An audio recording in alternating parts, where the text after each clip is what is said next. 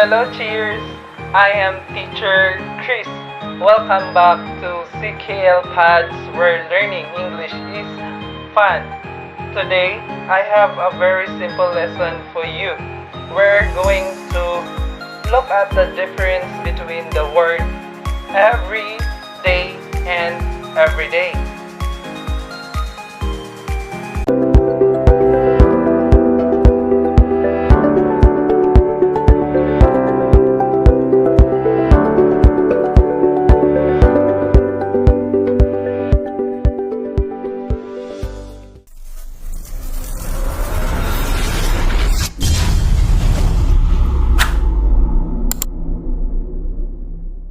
Some of you may not realize that there's a difference between these two things.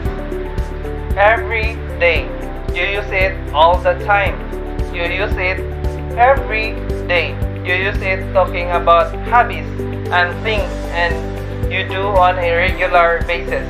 For example, I drink water every day. You go to school every day or you go to work every day except weekends.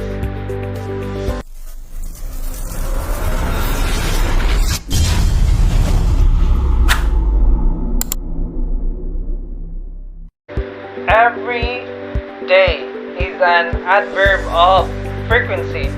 It talks about how often you do something.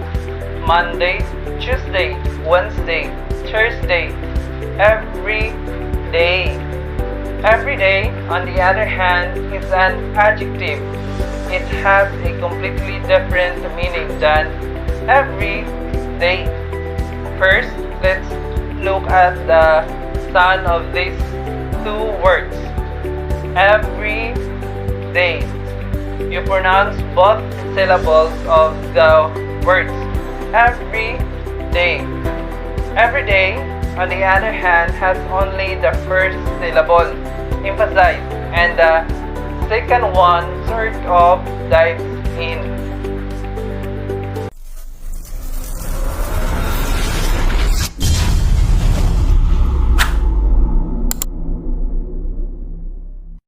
Every day.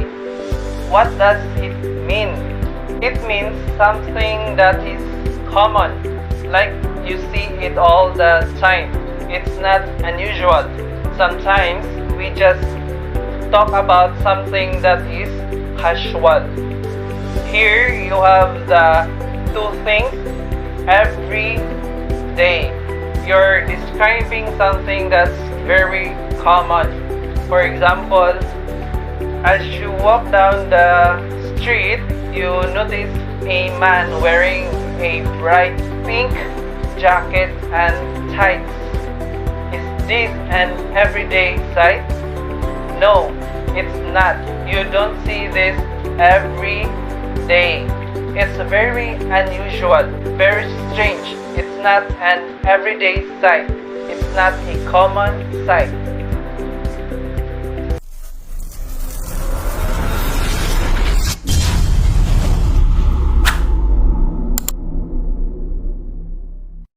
Let's look at a few examples.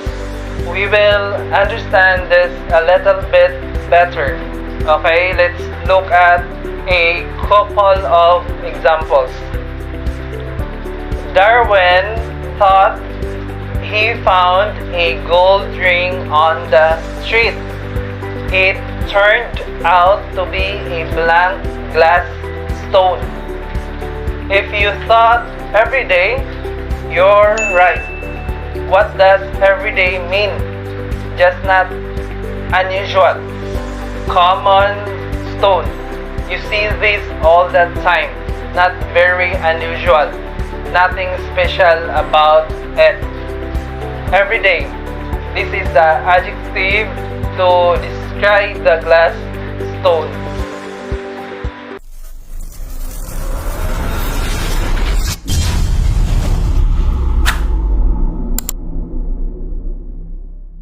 Let's look at another example.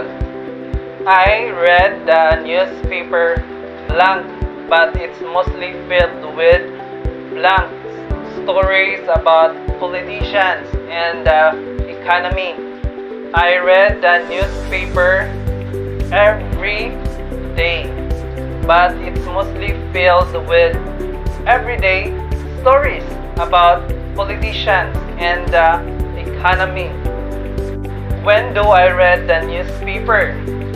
I read the newspaper every day. Monday, I read the newspaper.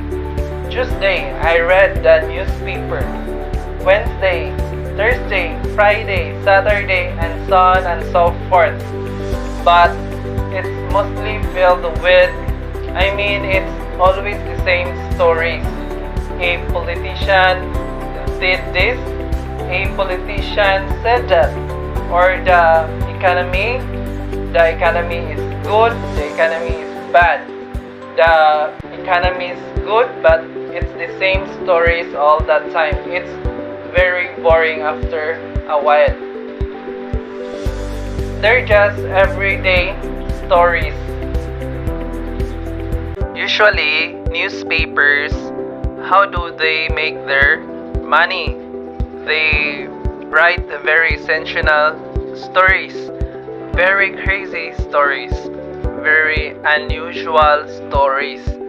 These days, especially think about Philippines, the last elections, all we hear about is Bongbong Marcos, Leni Robredo, rallies, fraudulent, Bongbong Marcos, Leni Robredo, rallies, fraudulent. It's already become everyday news. Do you understand what I'm saying? It's an adjective about the stories. Bongbong Marcos, Leni Robredo, they're just everyday people now. You see them all the time. You see them every day on the news.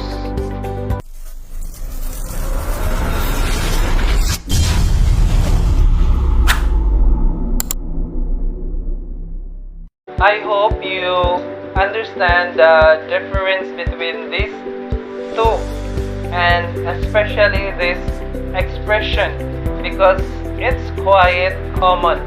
It's an everyday expression. If you get what I mean, people use this all the time. People use every day all the time. People use every day all the time. That's it for today. Don't forget to like, comment, share, subscribe, and hit the bell. Once again, I'm Teacher Chris, always saying that learning English is fun. See you next time. Cheers!